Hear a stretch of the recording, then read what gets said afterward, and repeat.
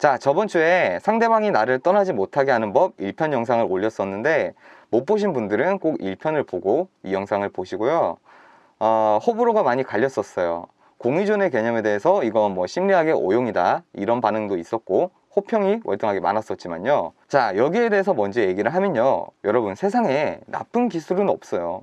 우리가 몸을 단련하거나 어떤 무술을 배워서 어깨에 힘을 주고 타인에게 해를 입히는 사람이 있고, 자신의 사랑하는 사람을 보호하는 사람들이 있어요.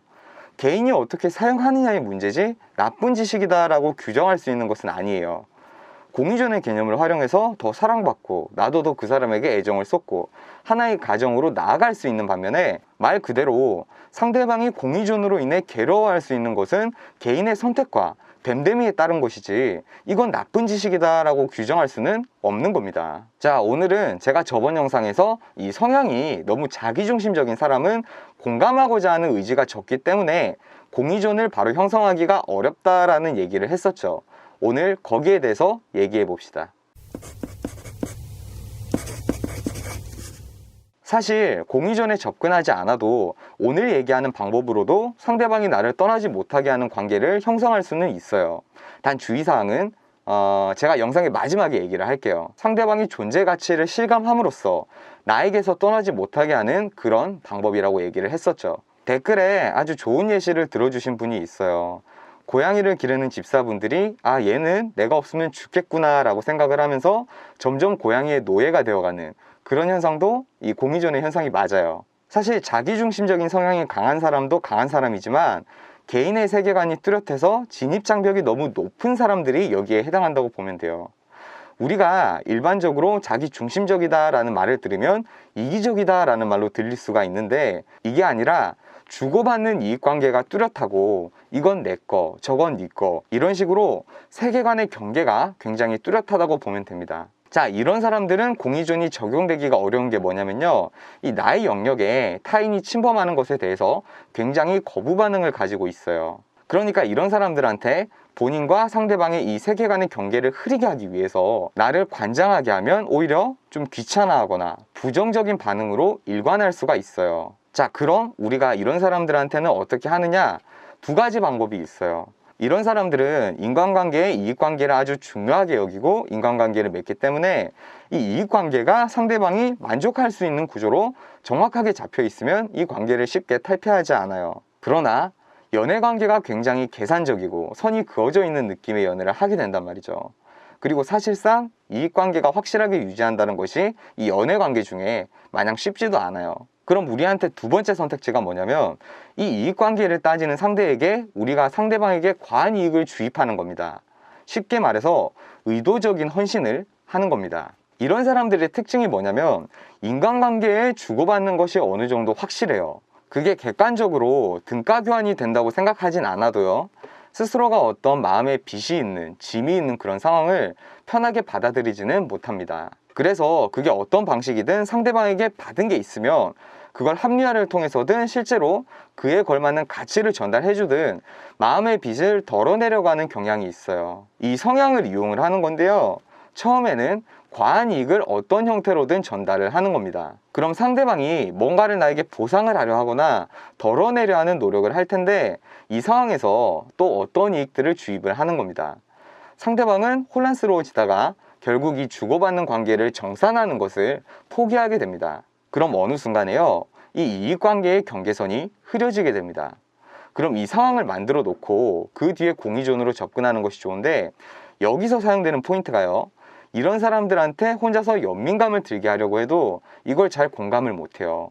왜냐면 이건 본인의 이익과는 전혀 상관이 없는 상대방의 독립적인 문제니까. 그럼 여기서 상대방에게 어떤 감정이 들게 하냐면 나한테 미안함을 가지도록 만드는 겁니다. 뭐 어떤 형태로든 상대방에게 나에 대한 미안함을 가지게 할 수 있으면 돼요. 근데 뭐 이게 상황마다 너무 달라서 제가 콕콕 집어서 예시를 들긴 어렵지만, 예를 들어서요, 상대방이 친구를 만나러 가면 아무래도 상대방이 연락이나 이런 것들이 평소보다는 느려지죠.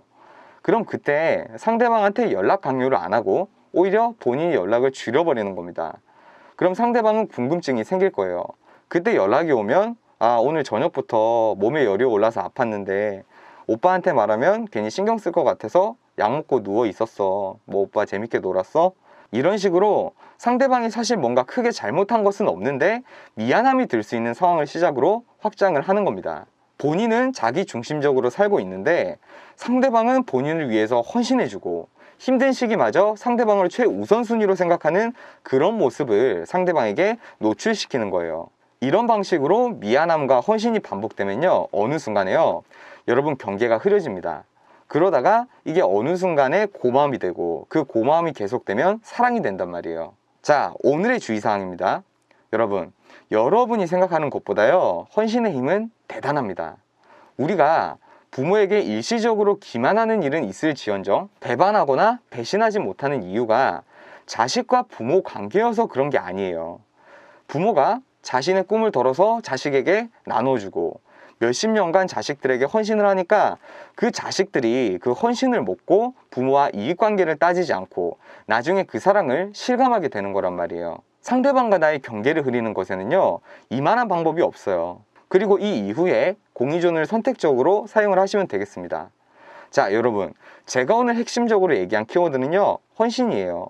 근데 사실 제가 여러분한테 선뜻 이 헌신을 권해드리기가 어려운 게요, 이 헌신이라는 것은 단기간에 내가 의도했다고 해서 그 헌신이 빛을 보는 것은 아니란 말이에요. 내가 누군가에게 헌신을 했을 때 이 사람이 내 헌신의 가치를 저평가하고 오히려 나를 만만하게 보고 자신이 더 높다 생각하는 그런 연애를 할 수도 있어요. 자, 그런데 헌신은 참 위대한 게요, 일시적인 기만은 있지만, 일시적으로 상대방이 깨닫지 못할 수는 있지만 결국 그 사람이 나에게로 돌아오게 될 소지가 굉장히 많이 생기는 방식이에요.